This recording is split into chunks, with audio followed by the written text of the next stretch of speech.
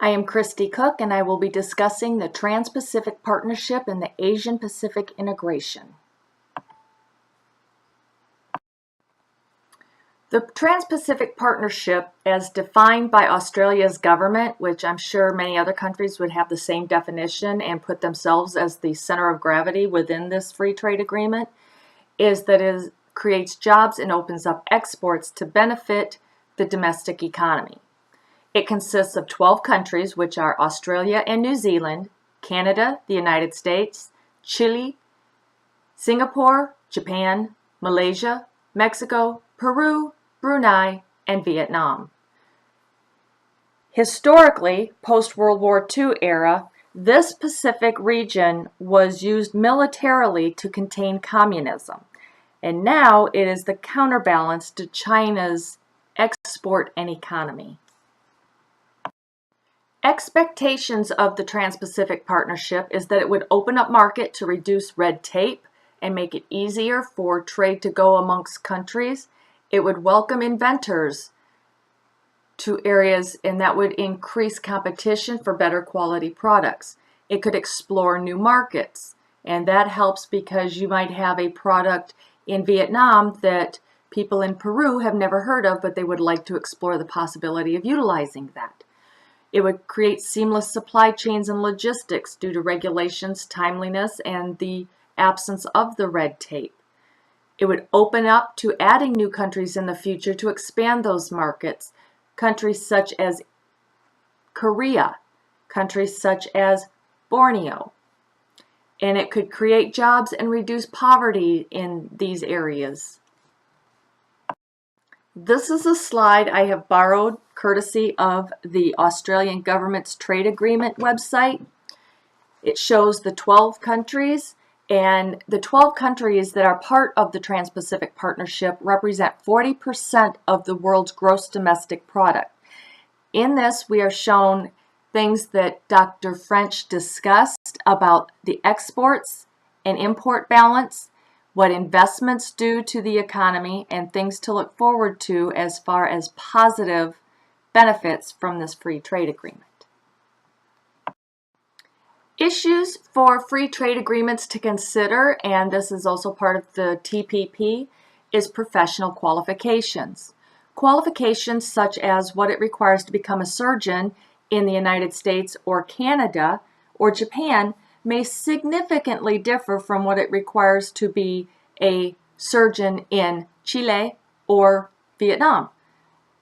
Intellectual rights, things that you derive as an investor, what your copyright and patents may affect, the elimination of discrimination amongst trade countries. So if Peru and Vietnam do not see eye to eye politically, this would help create a smoother path for them to learn to work together in a positive way.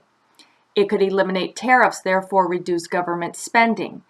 It can reduce the tax revenue, however, domestically because of the cuts that are given to the countries and corporations that participate with this free trade agreement.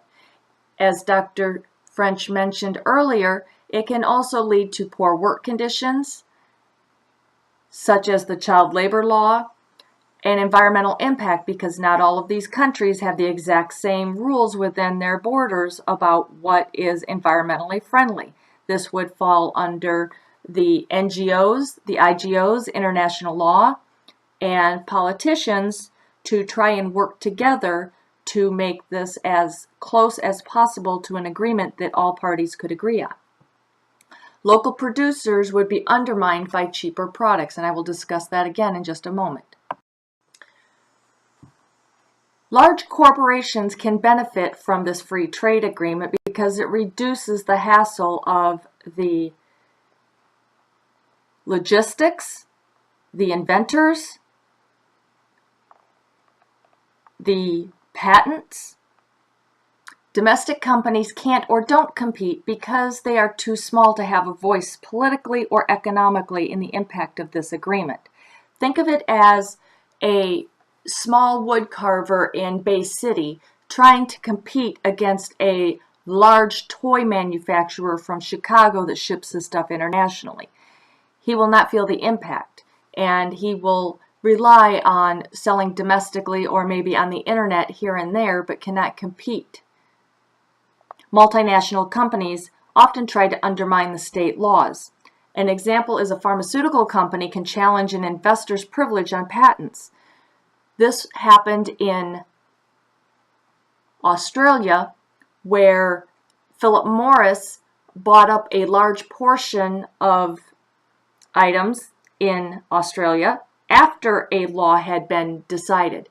Philip Morris is using their legal and political clout internationally to try and change Australia's domestic laws on plain packaging on their cigarettes. The United Steelworkers president, Leo Gerard, has observed that a key problem with the TPP is the definition of a domestic product. This is such explained as if a country, such as Vietnam, has 35% of a material from a domestic country, it is called domestic. If Vietnam buys 65% of their product from Iran, but yet brings it back to Hanoi to be assembled and shipped out because 35% of that product is made domestically within the Vietnam borders, it is declared a domestic product. It could also be an effect of ban on agricultural imports. This involves such things as Canada wants to make a cheese. However, they need raw milk from the United States.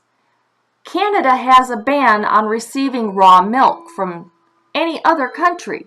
Therefore, their cheese production drops because they cannot receive raw milk. I've included a bibliography for you to review the links. If you have any questions, please feel free to post them in the discussion forum and I will do my very best to answer them. I hope you've enjoyed the presentation. Have a good weekend.